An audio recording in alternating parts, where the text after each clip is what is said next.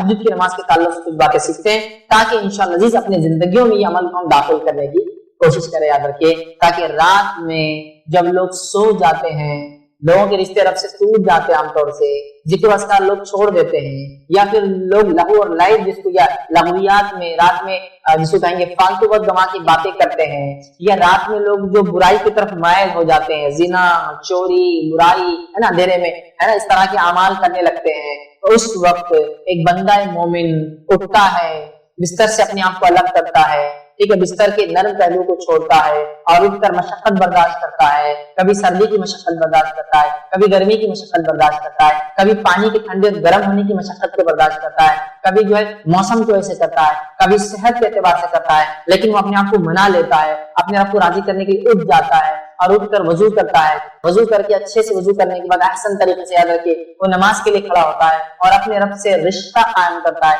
اپنے رب سے تعلق قائم کرتا ہے. یاد رکھیے اللہ کے سامنے عاجزی کرتا ہے، انکساری کرتا ہے، استغفار کرتا ہے، دعائیں کرتا ہے، نماز سے ہٹ کر تلاوت قرآن کرتا ہے. تو رب العزت اس چیز کو بے حد بے حد بے حد پسند کرتا ہے. ہم دن میں تو کرتے ہیں لیکن سب افسوس کی بات ہے ان لوگوں کے لیے جو فرائض ادا نہیں کرتے. چونکہ میں تو نفل کی بات کر رہا ہوں، لیکچر ہی نفل پہ ہو رہا ہے، فرائض پہ تو نہیں ہو رہا. سب افسوس ہے، لیکن نوافل کا اگر یہ اجر ہے تو میں سمجھتا ہوں اس کے اجر کو سمجھ کے آپ فریضے کا یا فرائض کا اجر کیا ہوتا ہے اندازہ لگا سکتے. اور اس بات کو میری یاد رکھیے، اس بات کو یاد رکھیے، سلف صالحین کے نزدیک، صحابہ تابعین تبع تابعین کے نزدیک فرائض تو فرائض تھے، سب کو اس پر عمل کرنا ہی تھا.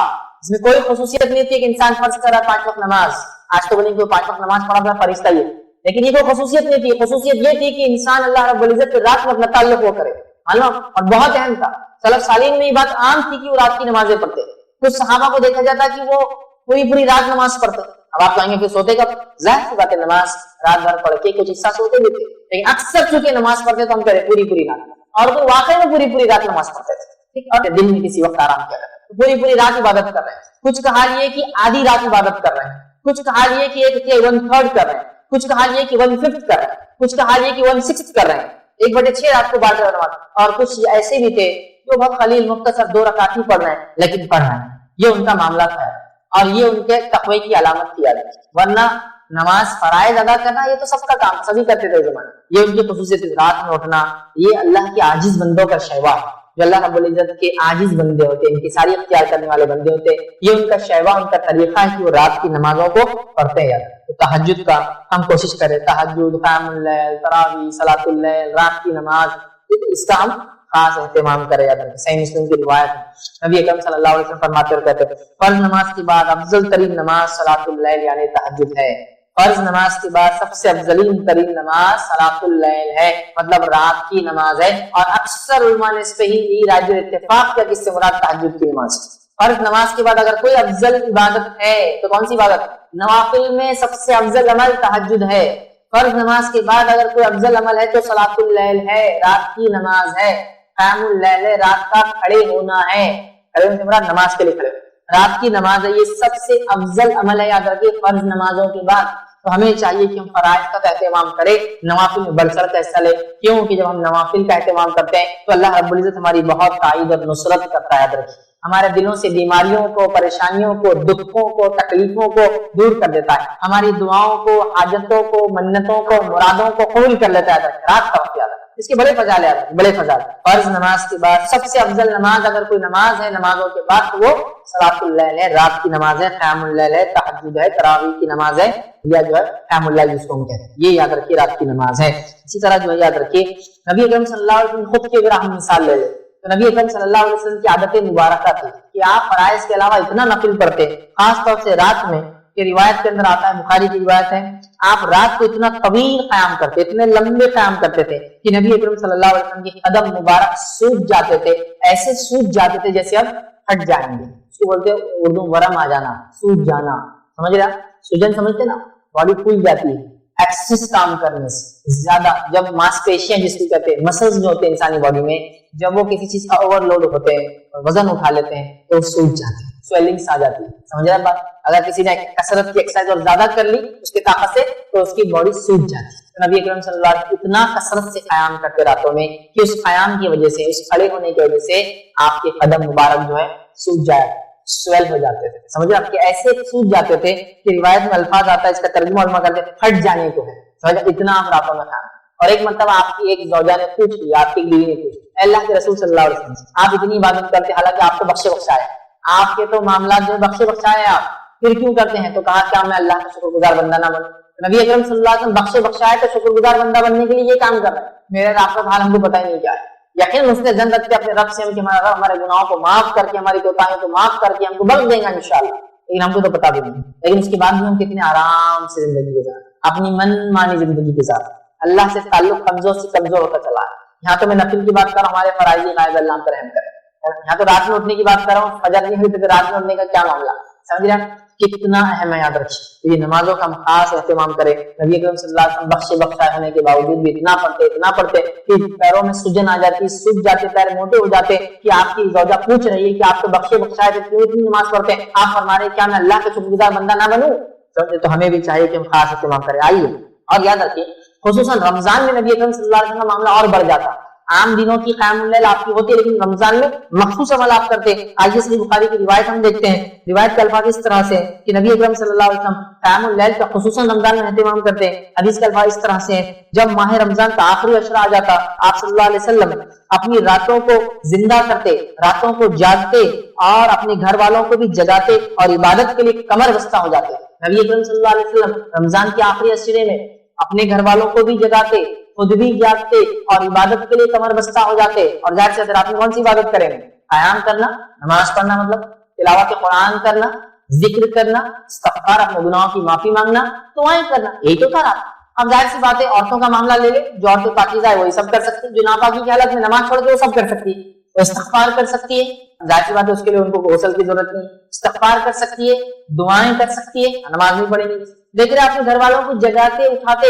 اور مطلب قیام اللیل تو اہم ہے, رمضان کی قیام اللیل اور اہم ہے, اور رمضان کی آخری عشرے قیام اللیل اور اہم ہے کہ اللہ کے رسول خود جاگ رہے ہیں, گھر والوں کو جگا رہے ہیں. تو ہمیں قیام اللیل کا تو یہی اہتمام کرنا چاہیے, رمضان میں بالخصوص کرنا چاہیے, اور رمضان کے آخری عشرے کی راتوں میں تو اور بالخصوص کرنا چاہیے. اور اس کے اندر بھی اگر اور اندر جاؤں تو رمضان کی آخری عشرے کی طاق راتوں میں تو اور بالخصوص کرنا چاہیے, کیونکہ وہ شب قدر بھی ہو سکتی ہے. پانچوں میں سے کوئی, عام دنوں میں بھی, رمضان میں بھی, رمضان کی آخری عشرے میں 5 راتوں میں جو تھا ہمیں بہت اہتمام کرنا ہے. قیام اللیل یاد رکھیں, راتوں کی نماز کا یاد رکھیں. اللہ کے رسول صلی اللہ علیہ وسلم خود پڑھتے, گھر والوں کو اپنے حکم دیتے. ٹھیک ہے, رمضان کے اندر آپ اہتمام زیادہ کرتے ہیں. اسی طرح بخاری کی روایت ہے جس نے ماہ رمضان کی راتوں میں قیام کیا, من قام رمضان, جس نے ماہ رمضان کی راتوں میں قیام کیا, نماز پڑھی, ایمان اور اس نیت سے کہ اللہ اس کا اجر دینے والا ہے, غفر له ما تقدم من ذنبه, تو اللہ اس کے پچھلے تمام گناہوں کو معاف کر دیتا ہے. جو رمضان میں قیام کرے راتوں میں اس نیت سے احتساب کی کہ اللہ اس کا مجھے بدلہ دینے والا ہے, تو اللہ رب العزت اس کے تمام پچھلے گناہوں کو معاف کر دیتا ہے. ایک روایت میں ونصام رمضان, رمضان میں روزے رکھے ایمان اور احتساب کی نیت سے, اس نیت سے کہ اللہ اس کا اجر دے گا, اس کے پچھلے گناہ معاف ہو جاتے ہیں. یہاں کا من قام رمضان, جو رمضان کے اندر قیام کرے, اور قیام کے ساتھ کیا کرے, اس نیت سے قیام کرے کہ اخلاص کے ساتھ, کسی کو دکھانے کی نیت سے نہیں, شور غل کے لیے نہیں کہ اب پورے لوگ نماز پڑھے تو میرے کو بھی جانا پڑے گا, لوگ پوچھیں گے مسجد میں تم رات میں دکھنے رمضان, نہیں, احتساب کہ اللہ مجھے اجر دے. پھر جماعت سے ہو جائے تو افضل, نہ بھی ہوتے انفرادی پر, اور اس کے پچھلے گناہ معاف ہو جاتے ہیں. آئیے صحیح بخاری کی ایک اور روایت, نبی اکرم صلی اللہ علیہ وسلم نے فرمایا ہمارا رب ہر رات کے آخری تہائی حصے میں, ایوری نائٹ, رمضان خاص نہیں ہے, رمضان کے بارے میں 2 روایت ہوگی, ایک آپ کو جاگتے آخری عشرے میں جگاتے گھر والوں کو, اور دوسری یہ قیام کرنا. اب دوسری روایت اس میں عام بات کیا حدیث سنو بس, ہمارا رب ہر رات کے آخری تہائی حصے میں آسمانی دنیا پر نزول فرماتا ہے اور کہتا ہے کون ہے جو مجھے پکارے اور میں اس کی دعا قبول کروں, انا الملک, کون ہے جو پکارے اور میں اس کی دعاؤں کو قبول کروں. اور اس کے بعد اللہ رب العزت فرماتا ہے کون ہے جو مجھ سے کچھ مانگے اور میں اسے عطا کروں, کون ہے جو دعا مانگے اور میں قبول کروں, کون ہے جو مجھ سے مانگے اور میں اس کو عطا کروں جو وہ چاہتا ہے. ٹھیک ہے, اس کے بعد اللہ فرماتا ہے کون ہے جو مجھ سے مغفرت طلب کرے اور میں اسے بخش دوں. اور یہ معاملہ ہر رات مصیبتوں میں پریشان لوگ, دکھوں سے پریشان لوگ, بیماریوں سے پریشان لوگ, دعاؤں کے تعلق سے کہ ہماری دعائیں اللہ سے ہم کو قبول کروانا ہے, اپنی منتیں, مرادیں, حاجتیں پوری کروانا ہے, تو در در جانے کی اور بھٹکنے کی ضرورت نہیں.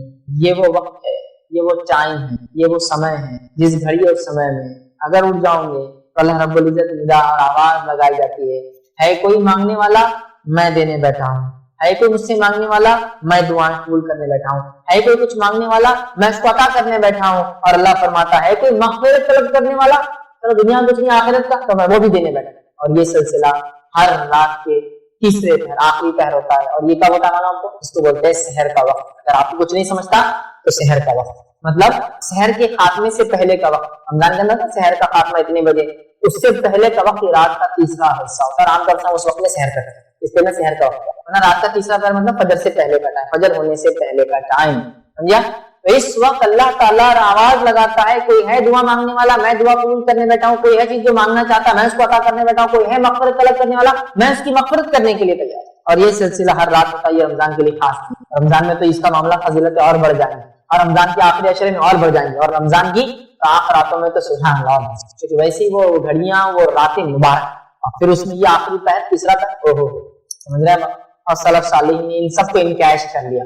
وہ ایسی جگہ پہ انویسٹ کرنے کی عادت ہے جہاں ان کو ریٹرنز کی بالکل پوری امید اور بہت زیادہ ریٹرنز کی امید, اور وہ کرتے تھے زیادہ. یہ صحابہ ہوتا ہے نا چتر چالا, کیا کر رہا ہے چتر چالا کی اس کی کمائی آ رہی ہے تو کمائی کو نہیں خرچ کرتا ہے, کمائی کو کہیں اور انویسٹ کر کے انویسٹمنٹ کے ریٹرن سے خرچ کرتا ہے. آپ بولتے دیکھو کمائی لیتا ہے کمائی کو انویسٹ کرتا ہے, وہ الگ اس کا جمع ہو رہا پھر اس سے ریٹرن سے وہ کرتا ہے, اس آدمی کو چتر بولتے ہیں. ٹھیک ہے جو کما کے خرچ کر رہا ہے وہ بھی ٹھیک ہے, لیکن ایک آدمی کماتا ہے کمانے کا آدھا حصہ انویسٹ کرتا ہے, انویسٹمنٹ کا ریٹرن بھی کمائی واپس کرتا ہے, وہ کیا کر رہا ہے ایک طرح سے ایسٹس ڈیولپ کر رہا ہے. آپ بولتے بڑا چتر چالاک ہے یار, کیا دنیا بنا لیا, انکم آتی تھی میں نے پورا خرچ کر دیا, اس نے انویسٹ کیا کہیں تو بھی کام کے علاوہ بزنس بھی کرتا تھا, بزنس کا بھی ریٹرن آج دیکھو ریٹائرمنٹ کے بعد بھی وظیفہ بھی چالو ہے, یہ بھی ہے, بچے بھی کھلا ہوتا ہے. چتر چالاک ہوشیار. تو صحابہ ایسی چتر چالاک ہوشیار تھے آخرت کے معاملے میں. سلف صالحین کا طرز یہی تھا کہ بہت چتر چالاک تھے, اپنے انویسٹمنٹ بہت دیکھ بھال کی انہیں آخرت کے طور بہت زیادہ اہتمام کرتے تھے, بہت زیادہ, اسی کو امتحان یاد رکھیے. اس کے فائدے دیکھیے, سب سے افضل نماز نبی اکرم صلی اللہ علیہ وسلم رمضان میں خاص اہتمام کرتے, رمضان میں گھر والوں کو اٹھا کے اس کو پڑھاتے. اس کے بعد جو ہے یہ وہ وقت ہے آخری پہر, ویسے تو عشاء کے بعد سے شروع ہوتا ہے, سب سے افضل ترین وقت اس کا تیسرا پہر ہے. تو اللہ تعالیٰ آواز لگاتا ہے ہائی کے معنی. آئیے جامع ترمذی کی روایت نبی اکرم صلی اللہ علیہ وسلم فرماتا اللہ اپنے بندے کے قریب ترین اس وقت ہوتا ہے, اللہ اپنے بندے کے قریب ترین اس وقت ہوتا ہے جب رات کا آخری پہر ہوتا ہے. اللہ بندے کے سب سے قریب کب ہوتا ہے, جب رات کا آخری پہر ہوتا ہے. اگر اس وقت اللہ کا ذکر کرنے والوں میں تم ہو سکتے ہو تو شامل ہو جاؤ. آپ صلی اللہ علیہ وسلم مشورہ دے, اگر اس وقت اللہ کے ذکر کرنے والوں میں تم شامل ہو سکتے ہو تو ہو جاؤ. اللہ سب سے قریب ترین انسان رات کے آخری حصے میں ہوتا ہے, اور آپ کو معلوم اللہ سب سے قریب ترین بندہ سجدے کی حالت میں ہوتا ہے. تو اگر دونوں روایتوں کو ملا لے تو اللہ سے سب سے قریب آدمی سجدے کی حالت میں ہوتا ہے, اور اگر رات کے آخری پہر کا وہ سجدہ ہو تو اور قریب ہو جائیں گے. سب سے قریب اللہ بندے سے رات کے آخری پہر ہے, اور حدیث میں آتا ہے کہ سجدے میں سب سے قریب ہوتا ہے, تو کیوں نہ اس وقت نماز پڑھی جائے تاکہ قریب سے قریب ہو جائے. اور جب ایک بندہ اللہ کا محبوب بن جاتا ہے تو دنیا کی وسیلوں کی, دنیا کی چیزوں کی اس کی ضرورت نہیں پڑتی. اپنے معاملات کو نکلوا لیتا اپنے رب سے, ہے نا. جیسا لوگ جان پہچانے تو منوا کے اپنے کام نکال لیتے ہیں, تو جس بندے کی پہچان رب العزت سے ہوتی ہے وہ بنوا لیتا ہے اپنا کام, وہ بنا لیتا اپنی آخرت دنیا میں رہتے ہوئے. تو یہ رات میں ہو سکتا ہے, یہ کما رات میں ہو سکتا ہے. اگر ہم کوشش کریں کہ ہم اس کے لیے جدوجہد بولوں گا آج کے زمانے میں تو کوشش نہیں, مجاہدہ ہو جائیں گے. آج تو بہت اسٹرگل ہے, کیونکہ جو لائف اسٹائل ہم جیتے نا وہ لائف اسٹائل یہ کہ دن بھی برباد اور رات بھی برباد کرنے والا لائف اسٹائل ہے. دن برباد فالتو کاموں میں, رات برباد فالتو کاموں میں, دونوں برباد ہوتے. راتوں میں دیر تک جاگنا اور پھر آدھی رات گئے تیسرے پہر کو سونا, تیسرے پہر سے سونا تو سورج چڑھنے تک سوتے رہنا, تو تب جا کے ہمارا معاملہ ہوتا ہے. یاد رکھیے اس اصول کو یاد رکھیے, جو قومیں سورج کو اٹھاتی ہے دنیا میں کارنامے انجام دیتی ہے, اور جن کو سورج اٹھاتا ہے وہ کچھ نہیں کر پاتی. مطلب جو قومیں سورج نکلنے سے پہلے اٹھ جاتی ہے دنیا میں کچھ کر جاتی ہے, اور جن کو سورج نکلنے کے بعد اٹھاتا ہے تو وہ کچھ زیادہ نہیں کر پاتی. سمجھ رہے بات کو, تو بہرحال ہم لوگ تو سب برباد کریں, اس کام کو مجاہدہ کرنا, کوشش کرنا اور عمل کرنا ہے. آئیے صحیح مسلم کی روایت ہے نبی اکرم صلی اللہ علیہ وسلم کہتے ہیں رات میں ایک گھڑی ایسی آتی ہے, رات میں ایک گھڑی ایسی آتی ہے کہ اس میں کوئی مسلم بندہ اللہ تعالیٰ سے جو کچھ مانگتا ہے اللہ تعالیٰ اسے دے دیتا ہے. رات میں گھڑی ایسی آتی ہے کہ اس میں ایک مسلمان بندہ جو کچھ اپنے رب سے مانگتا ہے اللہ اسے دے دیتا ہے. اور یہ گھڑی ہر رات میں آتی رہتی ہے. یہ کوئی سال میں ایک دن مخصوص شب قدر وغیرہ نہیں, یا پھر ذی الحجہ کے پہلے 10 دن نہیں, یا پھر حرمت والے مہینوں میں نہیں. یہ ہر رات میں مسئلہ ہوتا ہے, ہر رات یہ ایسا ہوتا ہے کہ ایک گھڑی آتی ہے اور اس میں بندہ مسلمان کوئی چیز مانگے. ظاہر سی بات ہے, میں یہ روایت رکھتا ہوں کہ انسان نماز پڑھے اور پھر مانگے تو کیا مبالغہ ہو جاتا ہے. نیکی کے ساتھ کوئی چیز مانگنا, نیکی کے ساتھ اعمال قبول کرنے کے اللہ سے دعا کرنا, نیکی کے ساتھ اللہ سے مغفرت کی طلب کرنا, اللہ قبول کرتا ہے, خوش ہوتا ہے. لیکن یہاں تو وہ بندہ یا وہ بندی بھی اللہ کی, جیسے کہ عورتیں سوال کرتی ہیں پاکیزگی کی حالت میں نہیں ہے, تو یہاں تو مانگنے کا لفظ یہ نہیں کہ نماز پڑھ کر مانگے, नमाज पढ़ के मांगने वाले के लिए तो और अफजल हुआ, लेकिन वैसे भी मांग सकता है एक बंदा, लेकिन वो घड़ी कब आती है हम नहीं जानते। तो जो लोग परेशान है, दर दर घूम रहे, महीनों और सालों अपनी जिंदगी बर्बाद करे, रातों में जागो ना और मनवाओ अपने रब को, कर लो अपनी दुआएं, करा लो अपनी दुआएं कबूल। इतनी बातें आ रही कि रात में एक घड़ी ऐसी आती है जिस घड़ी में एक मुसलमान जो दुआ करता है, जो मांगता है, अल्लाह ताला उसको अता कर देता है। और ये घड़ी हर रात आती है, ये घड़ी कोई मामला खास नहीं है, सारा साल होता है। तो कहाँ ढूंढ रहे हैं हम, इधर परेशान है, किससे मांग रहे हैं, इधर है रास्ता। ये है रास्ता कि रातों में तहज्जुद का एहतमाम फिर दुआएं, और रातों में नमाज का एहतमाम फिर दुआएं, और सज्जों में दुआएं, और इस्तिग़फ़ार और कसरत से दुआएं, और अल्लाह की तस्बीहात और तिलावत कुरान नमाज की शक्ल में, ये बगैर नमाज के पढ़ने की शक्ल, समझ रहे हैं। तो बहरहाल हमको ये तमाम चीजें करना है। तो रात में अगर इंसान जागता है और तहज्जुद का एहतमाम करता है तो दिलों को जिंदगी मिलती है, दिलों को जिंदगी मिलती है। वो इरादे या वाज़ जो पस्त हो चुके हैं उनमें एक नई जिंदगी आती है। आपने सब कुछ कर लिया दुनियावी एतबार से, आप थक गए हैं, अब रात में उठ के इबादत करिए अपने रब को राज़ी कीजिए। देखिए वो जो आज़िम थे अल्लाह पूरे करे, वो जो इरादे थे अल्लाह पूरे करे। आप दुनियावी एतबार थक चुके हैं, अब उसमें नई जान अल्लाह ताला दा, तो रातों में उठने से जिंदगी मिलती है। वो आज़िम जो खत्म हो चुकी है, पस्ता हो चुकी है, उसमें नई तवानाई और नई जोश जान आती है। इसी तरह हम देखते हैं अल्लाह ताला का कुर्ब हासिल, ठीक इसी तरह हम देखते हैं गुनाहों से रात में उठना इंसान को रोकता है, मालूम। इसी तरह हम देखते हैं ये गुनाहों का कफारा भी बनता है, रातों में उठना हमारे गुनाह, इसलिए कि अल्लाह ताला मशक्कत को देखता है। अब आप कहेंगे क्या मैं तहज्जुद बगैर रात में सोए के पढ़ सकता हूँ? हाँ पढ़ सकते हैं, मसला नहीं, लेकिन सो कर उठ के आखिरी हिस्से में उठकर पढ़ना चूंकि इसमें बड़ी मशक्कत है, इसका अजर वरना तहज्जुद के इशा की बात भी पढ़ सकते, सोना जरूरी है, लेकिन अजर के एतबार से सो कर नफ्स को काट कर फिर उठना और फिर नमाज पढ़ना ये बड़ी, समझ रहे आपको इसका अजर ज्यादा है। नबी अकरम सल्लल्लाहु अलैहि वसल्लम ने फरमाया क़यामुल लैल किया करो, क़यामुल लैल किया करो, क्योंकि तुमसे पिछले सालेहीन की ही आदत थी, तुमसे पहले जितने सालेहीन गुजरे, अंबिया और अंबिया के पैरोकार, उनके हवारी, उनके असहाब, उनके मददगार, उन पर ईमान लाने वाले, ठीक है, उनका तरीका सालेहीन का, ये नेकोकारों का तरीका आदत रही है, और यही अमल पैहम था, मतलब इसमें वो बिल्कुल अटल थे, ये अमल बिल्कुल बराबर वो इस्तिक़ामत के साथ करते चले गए। हमसे पिछले लोगों की आदत थी नेक लोगों की, और हमें भी अपने से पिछलों के नेक तरीके पर और अच्छी आदतों पर चलना है, और पिछली कौमों ने जो गलतियां की उससे बचना है, याद है ना। दुआएं भी करते तो गैरिल मग़ज़ूबी अलैहिम, हम बोलते ना सिरातल लज़ीना अनअमता अलैहिम, उस रात पे तेरा जिन पे तेरा इनाम हुआ, ये इनाम वाले लोगों का तरीका था रात में अपना। गैरिल मग़ज़ूब और पिछले लोगों ने जिस पे ग़ज़ब और निमत हमें शुमार कर, और ज़ालिम जो भटक गए दुआएं करते हैं, तो पिछले लोगों का तरीका, नेक लोगों का जिन पे इनाम हुआ और रातों को उठा, ये आजिज बंदों का शेवा तरीका, अल्लाह के नेक बंदों का शेवा है कि उठते जाने। तिरमिज़ी की रिवायत थी।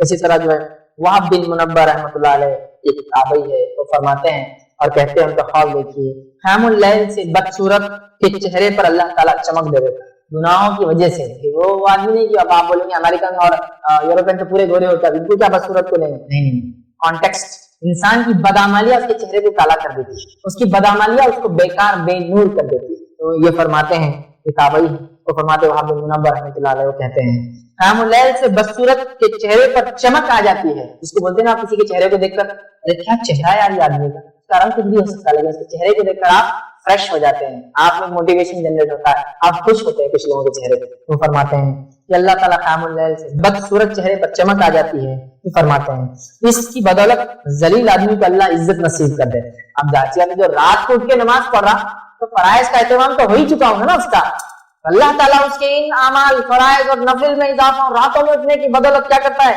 उसके लिए ये करता है कि जलील आदमी को अल्लाह इज्जत दिला देता है। और कई लोग जो अमाल के एतबार से जलील थे, गुनहगार थे, जब अल्लाह हुजूर में जो तौबा किया, सच्ची तौबा की और ईमान लाए, और उसके बाद जो नबी ने जिस वक्त में मौजूद थे उस नबी पर ईमान ला के उसके तरीके पर चले और अल्लाह रब्बुल इज्जत को राजी करने की कोशिश की, तो वो एकदम जलील थे अमाल के एतबार से, अल्लाह ने इज्जत बख्श दी दुनिया में। तो चोर और डाकू था, ईमान लेकर आया, अल्लाह ने इज्जत बख्श, समझ रहा।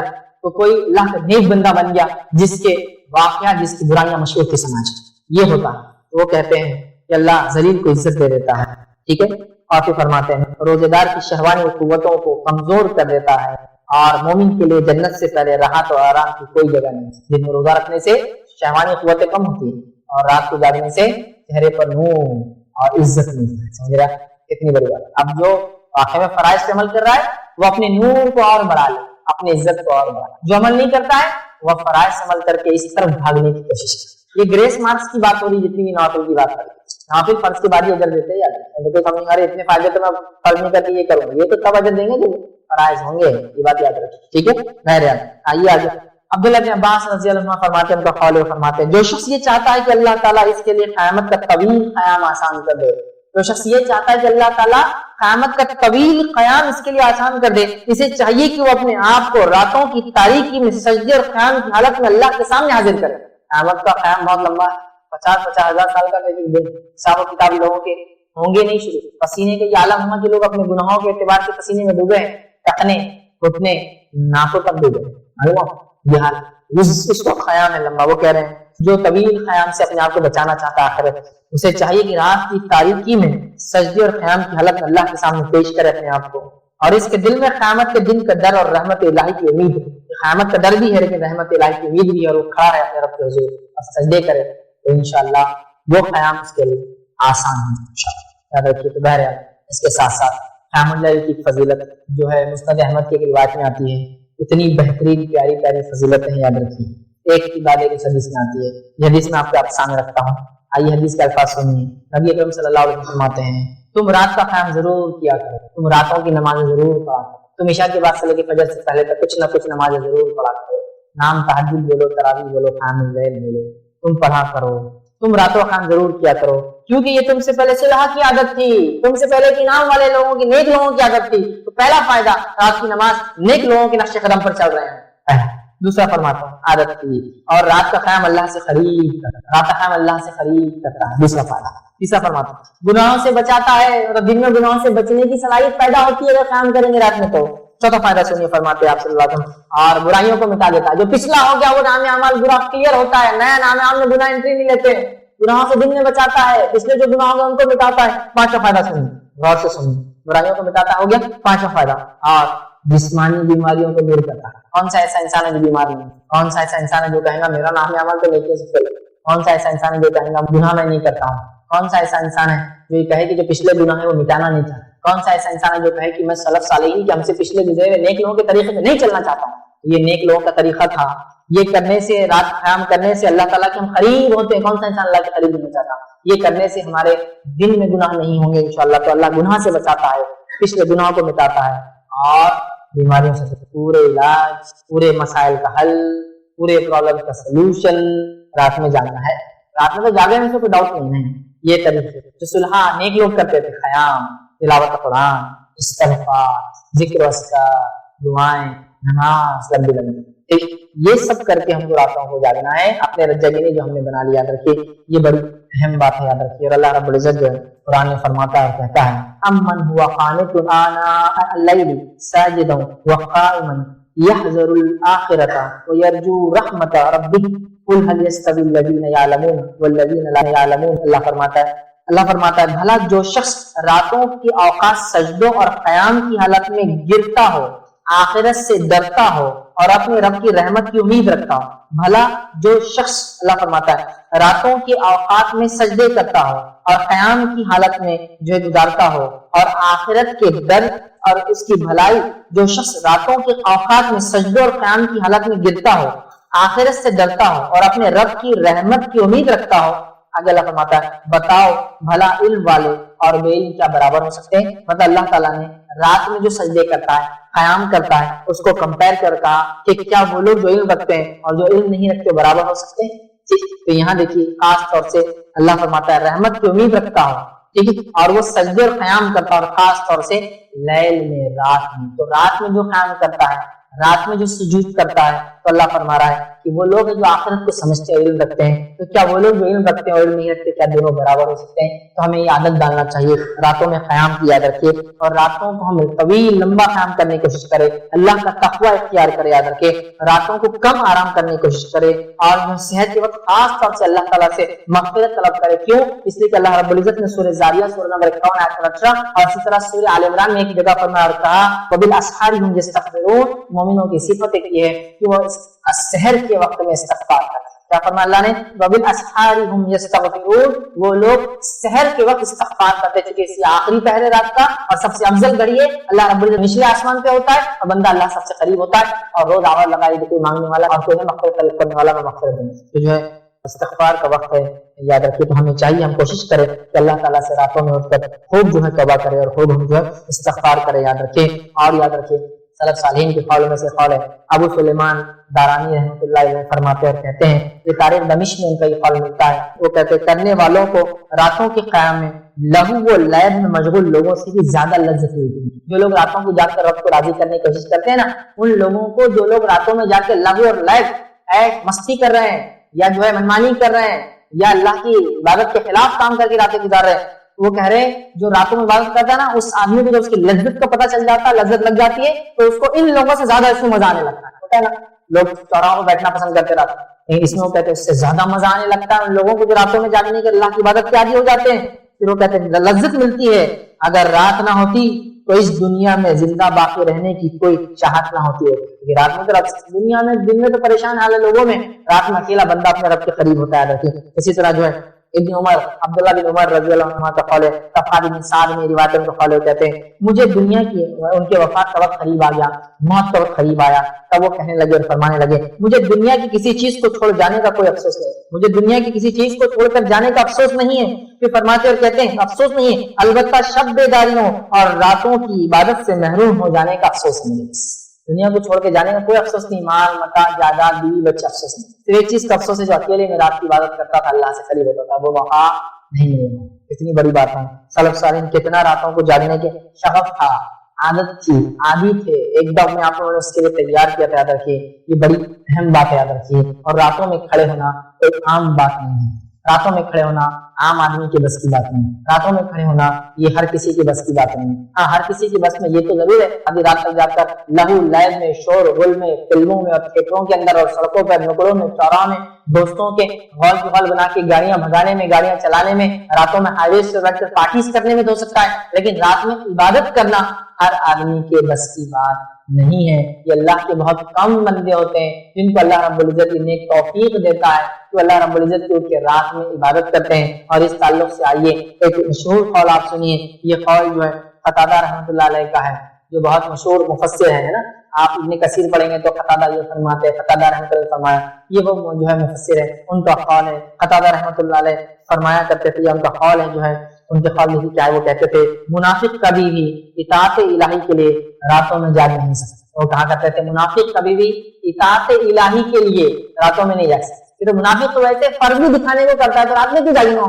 تو کہتے تھے منافق کبھی بھی رات میں اطاعت الہی کے لیے جاگ نہیں سکتے۔ یہ تو صرف سچا مومن ہے، اسے میں نے بھی کہا سچا مومن، کیونکہ رات میں فرض نماز کو تو لوگ دیکھ رہے ہیں تو منافق آ جاتے تھے، لیکن رات میں تھوڑی منافق نماز پڑھتے ہوں گے۔ تو کہتے ہیں کہ منافق کبھی بھی جو ہے اطاعت الہی کے لیے رات میں جاگ نہیں سکتا۔ یاد رکھیے، بڑی بات ہے، یاد رکھیے، ایک بڑا بھاری قول ہے ہم جیسے لوگوں کے لیے، یاد رکھیے۔ بہرحال آگے آئیے ہم دیکھتے ہیں اللہ رب العزت نے فرمایا تھا تتجافى جنوبهم عن المضاجع يدعون ربهم خوفا وطمعا ومما رزقناهم ينفقون۔ اللہ فرماتا کہتا ہے ان کے پہلو بستر سے الگ رہتے ہیں، مطلب صحابہ کے تعلق سے آئی بات کہ وہ راتوں میں جاگتے ہیں، اپنے اللہ کے نیک بندوں کا تذکرہ کر رہا ہے کہ ان کے پہلو بستر سے الگ ہوتے ہیں، رات میں الگ رہتے ہیں، وہ جہنم کے خوف اور جنت کی لالچ میں اللہ تعالیٰ کو پکارتے ہیں۔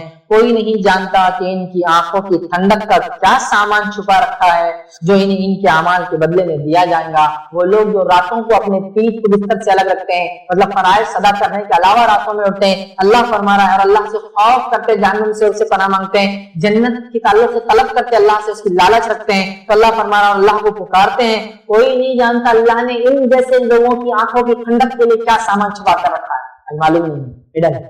اللہ تعالیٰ نے ایسے نیک لوگ جو رات میں جاگتے ہیں ان کے لیے خزانے جمع کر رکھے ہیں، ایسی نعمتیں جمع کر رکھی ہے جس کو دیکھ کر ان کی آنکھوں کو ٹھنڈک نہیں، لیکن وہ کیا ہے اللہ کرا یہ خود نہیں جانتے، لیکن یہ کر کے آؤ پالو گے اس چیز کو۔ بڑی بات، بہت بڑی بات یاد رکھیے، ہمیں راتوں کو جا کر اللہ کی عبادت میں گزارنے کی کوشش کرنا چاہیے۔ یوں تو بہت گل چھرے، عیش مستی مذاق، انجوائمنٹ، کنٹری سائڈ جو ہے پکنک اور رات میں خیمے لائی گھوم یہ بہت ہوگا، لیکن یہ عادت، یہ مشغلہ ہم کو بنانا یاد رکھیے اور اس کے فائدے اٹھانا ہے۔ اسی طرح اللہ رب العزت جو ہے قرآن میں فرماتا ہے، سورہ دہر کی آیت نمبر 26 اور 27 میں فرماتا اور کہتا ہے وَمِنَ اللَّيْلِ فَاسْجُدْ لَهُ وَسَبِّحْهُ لَيْلًا طَوِيلًا إِنَّ هَؤُلَاءِ يُحِبُّونَ الْعَاجِلَةَ وَيَذَرُونَ وَرَاءَهُمْ يَوْمًا ثَقِيلًا۔ اللہ فرماتا اور کہتا ہے، غور سے سنیے کیا ہے، اللہ فرماتا ہے اور رات کے وقت اس کے سامنے سجدے کر اور رات کا طویل عرصہ اس کی تسبیح کیا کر نبی اکرم صلی اللہ علیہ وسلم کو اسپیشل حکم اور انبیاءوں کے لیے یا نبی اکرم صلی اللہ علیہ وسلم کے لیے رات کی نماز فرض تھی، اگر ضروری ہوتی ہے، اگر اور آپ ہمیشہ پڑھتے تھے. اگر اللہ فرما رہا ہے وَمِنَ اللَّيْلِ فَاسْجُدْ لَهُ وَسَبِّحْهُ لَيْلًا طَوِيلًا کہ نبی آپ رات میں سجدہ کرے، مطلب قیام کرے، نماز پڑھے اور رات کا طویل عرصہ اللہ کی تسبیحات بیان کرے. إِنَّ هَؤُلَاءِ يُحِبُّونَ الْعَاجِلَةَ اور اللہ فرماتا ہے اور کہتا ہے بے شک یہ مادی لوگ جو دنیا پرست لوگ ہیں وہ جلدی ملنے والی دنیا چاہتے ہیں، اجرت سے ملنے والی وہ چیز چاہتے ہیں. تو اللہ عاجلہ وَيَذَرُونَ وَرَاءَهُمْ يَوْمًا ثَقِيلًا اور فرماتا ہے جلدی ملنے والی دنیا کو چاہتے ہیں اور اپنے پیچھے ایک بڑے بھاری دن قیامت کی ہولہ کیا چھوڑے بھلائے لگے. یہ لوگ دنیا پرست لوگ دنیا چاہتے ہیں لیکن آخرت کو بھلا بیٹھے ہیں، اس کی عذاب کو، اس کی ہولہ سے جو ہے یہ لوگ بالکل انجان ہیں. لیکن اے نبی آپ راتوں میں جگہ کیا کیجئے، سجدے کیا کیجئے، خوب ذکر کیا کیجئے اور ایک بڑا طویل عرصہ اس میں گزاریے. ابھی تو نبی اکرم صلی اللہ علیہ وسلم لمبی لمبی راتوں میں نمازیں قیام کرتے تھے. جیسے قیام ہوتا تھا ویسا اتنا لمبا رکوع ہوتا تھا، ویسا اتنا لمبا سجدہ ہوتا تھا، بہت آرام اور اطمینان کے ساتھ. یہ نماز کی کیفیت و تفصیلات دیکھنا ہے تو وتر اور تہجد اور تراویح کی نماز کی تفصیلات میں نے پورا بیان کی. وتر کی نماز کا طریقہ اس پورے مسائل میں نے اس میں وتر اور تہجد کی نماز کا طریقہ اس کے مسائل میں بیان کیا. ہم دیکھتے ہیں سلف صالحین کا یہی طرز تھا اور وہ بہت زیادہ اس میں جو عمل کیا کرتے تھے. ٹھیک ہے، اسی طرح ہم دیکھتے ہیں جو ہے بعض سلف صالحین کے رات کی نماز کے تعلق سے جو اقوال میں سے اقوال ملتا ہے وہ یہ ہے: وہ شخص سخت برے حساب سے نجات کی امید کیسے لگا سکتا ہے جبکہ وہ رات بھر سویا رہتا ہے اور پھر دن بھر لہو و لعب اور کھیل تماشے میں گزار دیتا ہے. وہ شخص اللہ سے آخرت مغفرت کی امید کیسے کر سکتا ہے جو راتوں کے اندر وہ جو ہے وہ فرماتے ہیں جو امید کیسے لگا سکتا ہے جو رات بھر سویا رہتا ہے اور دن میں لہو اور لعب فالتو کاموں میں لگا رہتا ہے، وہ کیسے سوچ سکتا ہے کہ اس کی مغفرت کی ہے، وہ کیسا امید کر سکتا ہے. تو لہٰذا ہمیں چاہیے کہ ہم خوب جو قیام اللیل کا اہتمام کریں اور اس کی جو کیفیت ہونی چاہیے وہ کیفیت کو ہم جو اپنے اندر اختیار کریں. اس کے کئی فائدے انشاءاللہ عزیز ہم کو ملیں گے، دنیاوی اور اخروی فائدے تو یقیناً اسی کے لیے ہے. اور وہ لوگ جو سوتے پڑے ہیں یہاں رات کی نماز تو دور فجر بھی نہیں پڑھتے، ایسے ایک شخص کا تذکرہ نبی اکرم صلی اللہ علیہ وسلم کے سامنے ہوا جو فجر بھی نہیں پڑھا اور سوتا رہا. صحیح بخاری کی روایت ہے، نبی اکرم صلی اللہ علیہ وسلم فرمایا وہ ایسا شخص ہے جس کے کان میں شیطان نے پیشاب کیا ہے. جب انسان فجر نہیں پڑھتا تو شیطان کیا کرتا ہے، پہلے تو پھسلاتا ہے فجر کے ٹائم، تو جب نہیں پڑھتا ہے تو اس کے کان میں پیشاب کر کے چلا جاتا ہے. سمجھ رہے؟ بہرحال ہمیں چاہیے کہ ہم اہتمام کریں، اس کا خاص یاد رکھیے اہتمام کریں. آئیے ایک روایت ہم سنتے ہیں اور نبی اکرم صلی اللہ علیہ وسلم نے اس روایت میں کیا فرمایا وہ بات آپ کے سامنے رکھتا ہوں. روایت کو جب آپ سنیں گے تو ایسا لگتا ہے میرے آپ کے بارے میں بات ہو رہی ہے، بڑی افسوس کی بات ہے، لیکن جو بات بتائے گی بڑی اچھی بات ہے. آئیے ابو ہریرہ رضی اللہ عنہ فرماتے ہوئے کہتے ہیں نبی اکرم صلی اللہ علیہ وسلم نے فرمایا اللہ تعالیٰ ہر شخص سے بغض و ناراضگی رکھتا ہے. اللہ تعالیٰ ہر شخص سے نفرت اور ناراضگی رکھتا ہے. بغض لوگ سمجھتے ہیں دل میں کوئی بات کو اٹھا کر، اللہ تعالیٰ ہر شخص سے بغض اور ناراضگی رکھتا ہے جو اکھڑ مزاج ہو، جو اکھڑ مزاج ہو، بازاروں میں شور و غل کرنے والا ہو. مطلب بازاروں میں تو اس کے چرچے ہوتے ہیں، شور و غل کرنے والا ہو. یہ فرماتے ہیں رات بھر مردوں کی طرح پڑے رہنے والا، مطلب کوئی نماز نہیں، کوئی ذکر و اذکار نہیں، مردوں کی طرح پڑے رہنے والا ہو. دن کو گدھوں کی طرح کام کرنے والا ہو، مطلب فراج وراج سب گئے، بس گدھے کی طرح محنت اور مشقت کرتا ہو، کام اختیار کرنے والا ہو. دنیا کے معاملات میں تو بہت جاننے والا ہو اور آخرت کی زندگی سے بالکل غافل اور نادان ہو.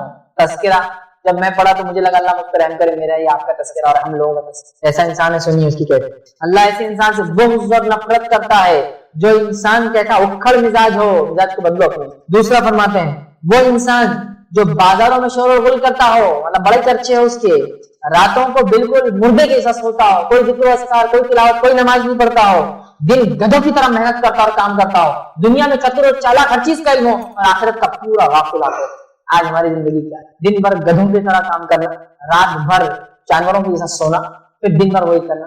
دنیا میں تو ایسی چتر چالاکی کی کون سے برانڈ کا کون سا ڈیزائن، کون سا ماڈل، کون سے ماڈل کا کون سے ماڈل کے پیس میں کون سے چیز کتنی کیسی کون سی تبدیلی کے ساتھ کون سے کمپنیوں کی سب پتا ہے ہم کو. لیکن یہی بات قرآن حدیث آیتوں کے تعلق سے قرآن اس کی سمجھ ان کو میں سمجھتا بہت کم لوگ نہیں چلے جاؤں گا، نہیں مانا. دیکھیں سب ہمیں ہماری ساری صفات. اللہ بغض اور نفرت کرتا ہے ایسے انسان سے. اگر اللہ تعالیٰ ایسے انسان سے بغض اور نفرت کرتا ہے رکھیے جس کے اندر یہ صفتیں ہیں. ہمیں چاہیے کہ راتوں کو اٹھنے والے بنے ہیں، یاد رکھیے، اور دن میں فرائض ادا کرے، راتوں کو کچھ نہ کچھ ہی صحیح ہر عبادت کرنے کی کوشش کیا کریں.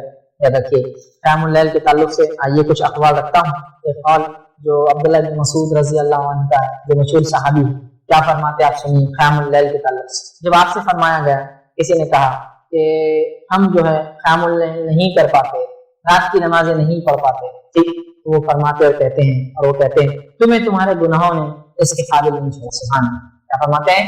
تمہیں تمہارے گناہوں نے اس کے قابل نہیں چھوڑا کہ تم رات میں قیام کر سکتے۔ سبحان اللہ، کیونکہ رات میں جب انسان قیام کرتا ہے تو اللہ کے گناہوں سے دور کرتا ہے اور پچھلے گناہوں کو مٹاتا ہے۔ تو کہتے ہیں اگر تم رات میں قیام نہیں کر سکتے ہو تو تمہارے گناہوں نے تمہیں اس لائق نہیں چھوڑا کہ تم رات میں اللہ کے سامنے کھڑے ہو، یا اللہ تعالیٰ نے تمہیں اس لائق نہیں رکھا کہ اب تم اس کے سامنے رات میں کھڑے ہو۔ تو ایسا وقت ہے کہ جو مانگا قبول ہو رہا ہے، مغفرت مل رہی ہے، گناہوں سے اللہ بچا رہا ہے، پچھلے گناہوں کو اللہ معاف کر رہا ہے، اپنی قربت دے رہا ہے، نیک لوگوں کے طریقوں پر چلا رہا ہے۔ تو کہہ رہے تمہارے گناہوں نے نہیں چھوڑا اللہ، سمجھے؟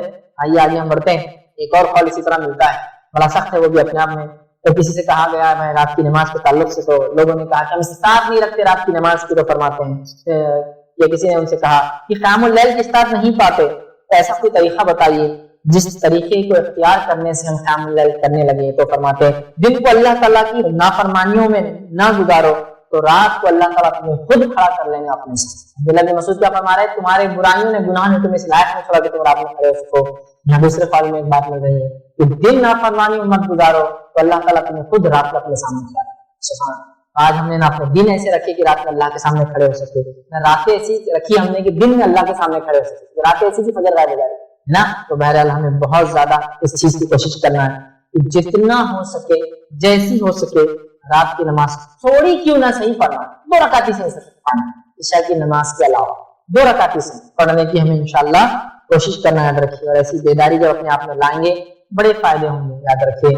ابو داؤد کی روایت ہے، اور صرف ہم کو نہیں جاننا، آپ نے بھی بچوں کو بھی جگانا۔ ابو داؤد کی روایت، نبی اکرم صلی اللہ علیہ وسلم فرمائے اللہ تعالیٰ ایسے آدمی پر رحم فرمائے جو رات کو اٹھا اور نماز پڑھی، اور اس نے اپنی اہلیہ بیوی کو بھی اٹھایا اور اس نے بھی نماز ادا کی، اور اگر اس نے اٹھنے سے پسو پیش کیا، مطلب بیوی اٹھنے کو تیار نہیں تھی، تو اس نے چہرے پر پانی کا چھینٹا مارا۔ اور اللہ تعالیٰ ایسی عورت پر رحم کرے جو رات کو بیدار ہوئی اور اس نے نماز پڑھی، پھر اس نے اپنے شوہر کو بیدار کیا، اگر وہ نہیں اٹھا تو اس نے اس کے منہ میں پانی مارا۔ یہ فجر کی پہلے کی بات ہے۔ اور ماں عائشہ رضی اللہ عنہا فرماتی ہے نبی اکرم صلی اللہ علیہ وسلم مجھے رات میں اٹھاتے تہجد کے لیے، اور رات میں پانی مار کے کیوں تو گدھے کو پیچھے کرے، اٹھتا ہی نہیں۔ اب میں ایک ہی بات 25 شرک آپ کے سامنے رکھتا ہوں، ایک ہی پوائنٹ کے اندر کئی پوائنٹس میں نے کور کیے تاکہ اس سے ریلیٹڈ پورے ایشوز یقیناً مکمل نہیں ہیں، کچھ حد تک کوشش کی جو شرک نظر آتے آپ کے سامنے رکھیں۔ پہلا پوائنٹ، اللہ کے علاوہ کسی کو پکارنا مدد کے لیے، حاجت روائی کے لیے، جو فوق الاسباب ہو، کسی سبب سے اونچا ہو، شرک ہے۔ اب اس کا کیا معنی ہے؟ اللہ کے علاوہ کسی اور کو پکارنا مدد کے لیے، حاجت روائی، مشکل کشائی کے لیے، فوق الاسباب کیا ہے؟ اللہ نے کچھ لوگوں کو صلاحیتیں دے رکھی، ان صلاحیتوں کے تحت آواز دینا جائز، اس کو تحت الاسباب، سبب کے تحت، فوق الاسباب، سبب سے اونچا۔ جیسے آپ گڑھے میں گر گئے اور بازو سے ایک انسان جا رہا ہے، اللہ نے اس کو طاقت دی آپ کو کھینچنے کی، آپ بول سکتے ہیں اے فلاں مجھے اٹھا لو، یہ شرک نہیں ہو۔ ورنہ بہت سے لوگ ہوتے ہیں یہ جو ہے وہابڑے بولتے یہ شرک ہے، وہ شرک ہے، پھر ان کی امی سے کھانا کیوں مانگتے ہیں، ابا سے کھانا کیوں مانگتے ہیں، ایسا بولا پھر دے دو، شرک ہو گیا نا، مانگ رہے ہیں تم۔ میرے بھائی تحت الاسباب مانگنا جائز ہے، فوق الاسباب نہیں مانگتے نا۔ ابا اگر دبئی میں تو میں یہاں سے بولتا ابا کھانا دو، امی کھانا دو، امی سامنے ہے، صحت اچھی ہے، پکانا آتا تو بولتا امی کھانا دو۔ تحت الاسباب، سبب کے تحت اللہ نے صلاحیت دی تو مانگ رہا ہوں، سمجھ رہے؟ فوق الاسباب مانگنا تو کسی کو مدد کے لیے، حاجت روائی کے لیے، مشکل کشائی کے لیے آواز دینا فوق الاسباب، سبب سے اونچا۔ دفن منو مٹی نیچے اور آواز دے رہے مدد کر، فوق الاسباب، سبب۔ زندہ بھی ہوتے تو کبھی کبھی انسان مدد نہیں کر پاتا ہے، تو ہوتا ہے آپ کنویں میں گر گئے، کوئی انسان جا رہا سوکھا کنواں ہے، کیا کرے گا وہ؟ بولے گا ارے بھائی رکو، آپ میرے کو مدد لانا پڑیں گی، اس لیے کہ رسی نہیں ہے، سیڑھی نہیں ہے، میں اتر نہیں سکتا ہوں، میری صحت نہیں، مجھے عادت نہیں ہے، اتنا خطرناک ہوا ہے، سمجھے نا؟ اس کی بھی سبب سمجھ۔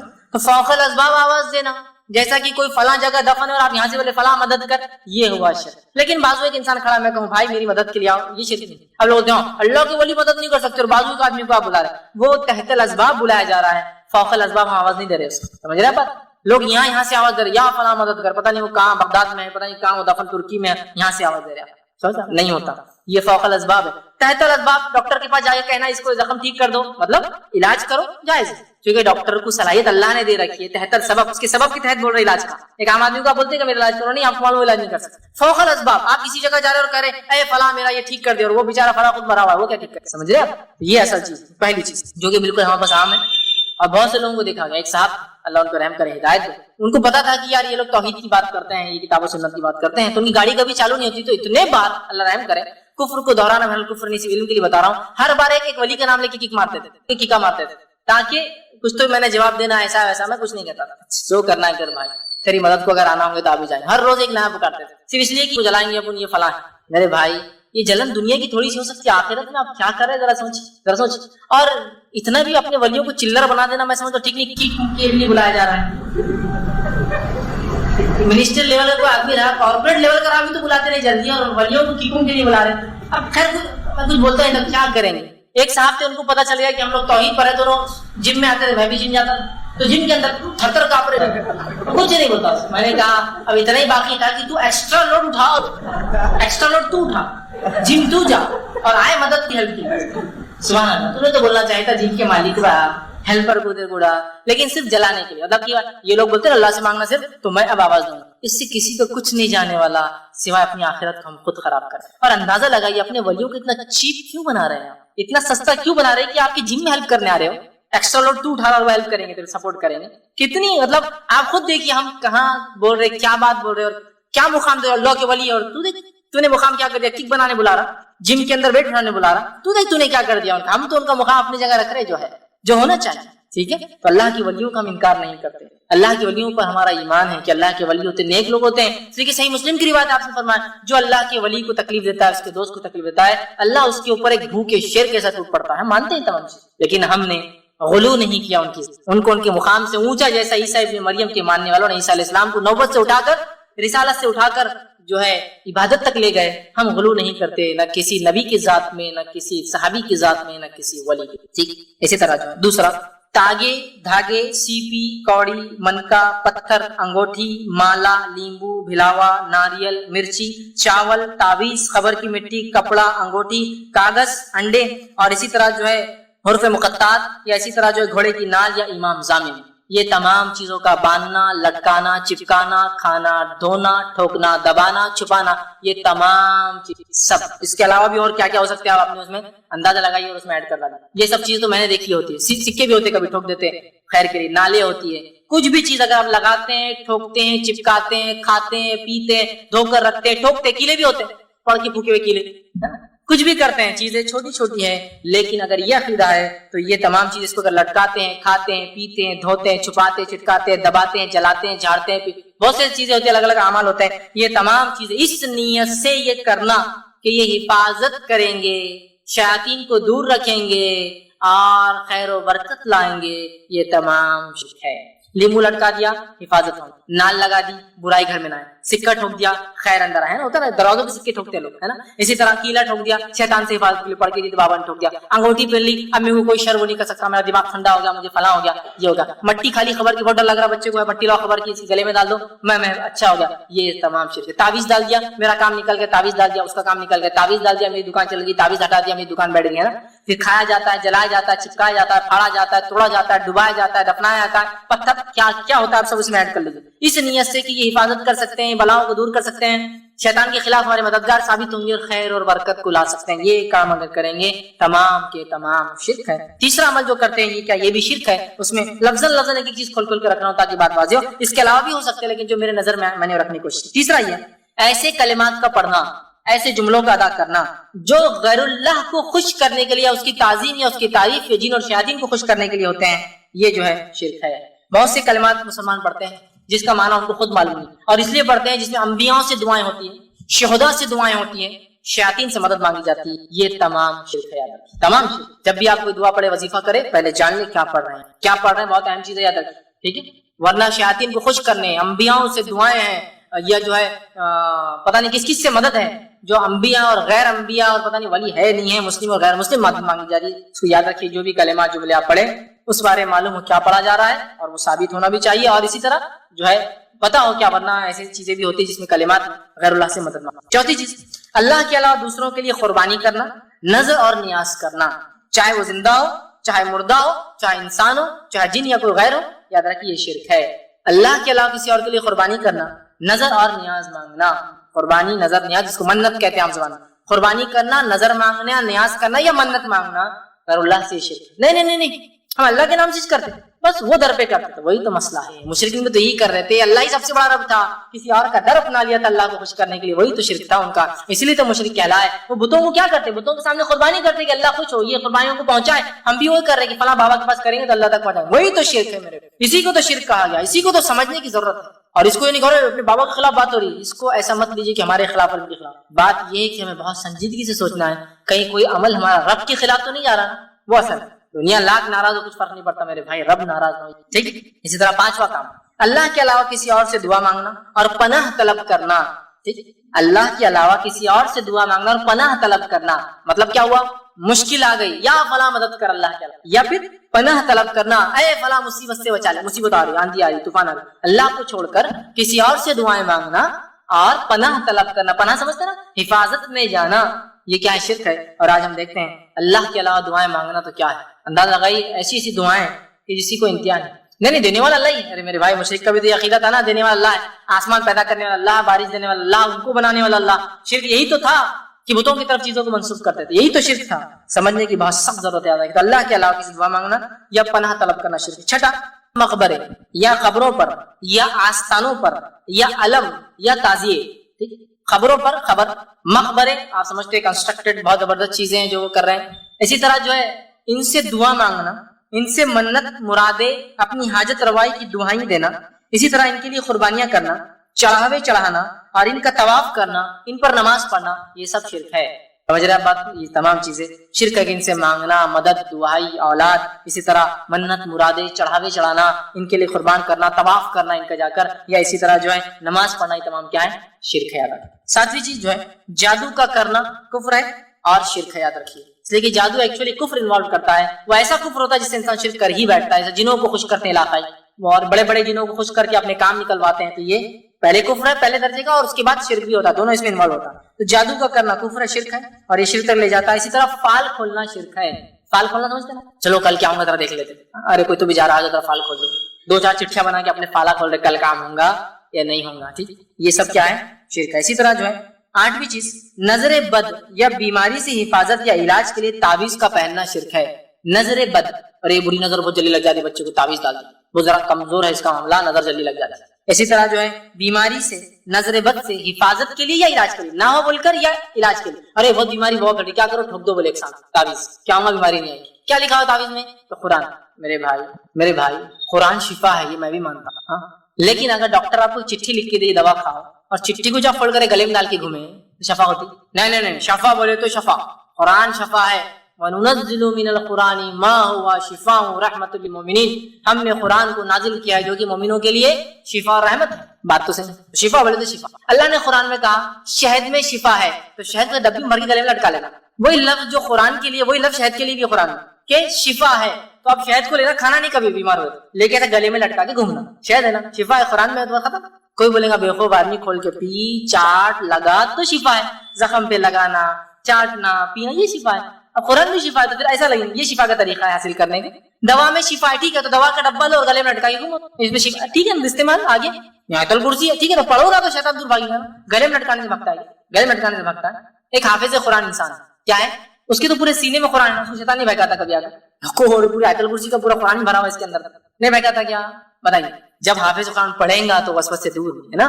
یہ ہے میرے بھائی, پڑھنا ہے, عمل کرنا, یہ مانا ہے اس کا. ٹھیک ہے, لٹکا کے گھوم رہے آپ. نہیں, قرآن تو جائز ہے, غیر قرآن جائز نہیں. حدیثوں میں جو آتا ہے وہ بت والے تعویذ رہتے تھے, بس ہر چیز کو لے جاؤ اور وہاں لے جا کے لگا دو. یہ تو بنی اسرائیل کے لیے ہے, یہ تو فلاں قوم کے لیے ہے, یہ تو نوح علیہ السلام کے لیے, یہ تو قریش کے لیے, تو فلاں کے لیے. ہم کیا, ہم پورے کے پورے جنتی کچھ بھی نہیں کرتے. یہ اپنے آپ پہ لاگو کرنا ہے. ٹھیک, تو نظر بد یا بیماری کے علاج یا شفا کے لیے تعویذ کا لٹکانا پہننا شرک. نویں چیز, وہ عمل جو خالص اللہ کے لیے کیا جانا چاہیے, وہ دوسروں کے لیے کرنا شرک ہے. مثلاً ایسی محبت جو محبت کا تقاضا کہ اللہ سے کی جائے کسی اور سے کرنا, یا ایسا ڈر جو صرف اللہ سے رکھا جائے کسی اور سے رکھنا. مثال ایسے کام جو خالص اللہ کے لیے ہونے چاہیے کسی اور کے لیے کرنا شرک ہے. مثال کے طور پر ایسی محبت کسی سے کرنا جیسا اللہ سے کرنے کا حق ہے, اور ایسا ڈرنا کسی مخلوق سے جیسا اللہ نے ڈرنے کا, یہ بھی شرک ہے. بہت سے لوگوں کو جتنا ڈر اللہ کی غضب سے, اس کے عذاب سے نہیں لگتا, اس سے ڈر ان کو ایک شیطان کا قصہ سنا لگنا شروع ہوتا, تھر کانپ رہے, رات میں نیند نہیں آ رہی. عذاب کا بولو, جہنم میں عذاب ہے, جہنم میں عذاب دیکھا جائے. ایک شیطان بولتے ارے یار رات بھر پیخانے لگ گئے, پیشاب چھوٹ گیا میرا, نیند نہیں آئی, ڈر لگا, باہر جانے. دیکھیے مطلب جتنا ڈر اللہ کی جہنم سے نہیں اس سے زیادہ ڈر ان کو اللہ کی مخلوقات سے لگتا ہے مختلف. لیکن اس کا ہرگز معنی نہیں. ایک صاحب مجھ سے پوچھنے لگے کہ مجھے، میں نے ایک بار ایسا درس میں بیان کر دیا اور وہ ایک خطرناک کتے کے سامنے جا کے کھڑے ہو گئے. لوگوں نے پوچھا یہ کیوں؟ بولے اب میں ڈرتا نہیں اللہ کے علاوہ کسی سے. میرے بھائی یہ معنی نہیں تھا اس کا کہ آپ کتے کے سامنے، شیر کے سامنے کھڑے ہو جا کے اور بولے میں ڈرتا نہیں کسی سے. معنی یہ جیسا ڈر اللہ سے ہونا چاہیے. دیکھیں تحت الاسباب ڈر تو شیر چیتے سے کر سکتے، اس لیے کہ اللہ کے رسول نے فرمایا 5 جانوروں کو تو نماز میں مار سکتے ہو. اس میں فرمایا سانپ نماز میں مار سکتے، بچھو ہے. کیوں؟ نہیں میں ڈرتا نہیں ان سے، اللہ جو کرنا ہے کریں گے. نہیں، تحت الاسباب جو کوشش کر سکتے کر دو، پہلے مار دو پھر دیکھا جائے گا اللہ نے جو فیصلہ کیا کاٹیں گے نہیں کاٹیں گے نقصان ہوگا. سمجھ رہے؟ فوق الاسباب ڈرنا، ایسا ڈر جو اللہ سے ہونا چاہیے، ایسی محبت جو اللہ سے ہونی چاہیے. جیسے بہت سے ہوتے ہیں نا جو عاشقی کے چکر میں جاتے ہیں، ایسی محبت کرتے جو محبت اللہ سے ہونا چاہیے کہ اگر سامنے والا نہ ملے تو بھی مت زندہ رہے میں بھی نہیں، دونوں مر جاتے ہیں. مطلب اپنی